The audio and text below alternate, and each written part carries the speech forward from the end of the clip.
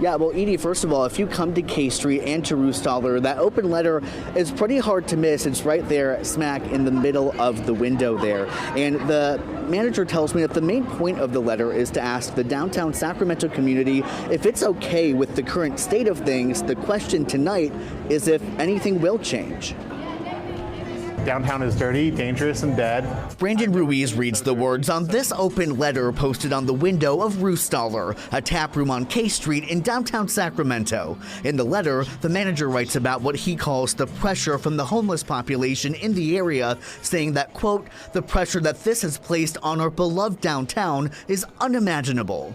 I can hear the frustration. Ruiz, a Roostaller customer who works nearby, says he understands and has shared similar struggles. There's not a week that goes by, to be honest with you, where you don't see some sort of human waste you have to avoid or step aside to. There is trash up and down K Street, which cleaning crews try to take care of, and some unhoused people have settled into the area. Is this what we want? Is this what we want? That's the main question of the letter, says the man who wrote it, Roostaller manager J.E. Pano. He tells me the letter is directed to those who love the city.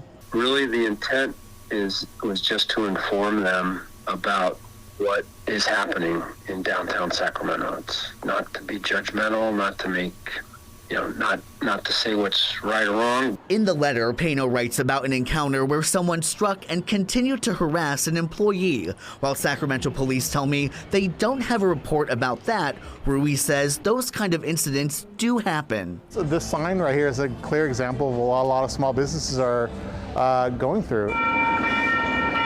The Roostaller letter says the community does have the responsibility to help those less fortunate, but adds that, quote, there's only so much we can do. Ruiz says it's the city that needs to do more. There's no help for these people. Like, sure, you can provide them shelter and that's all well and good, but you also need to provide them resources.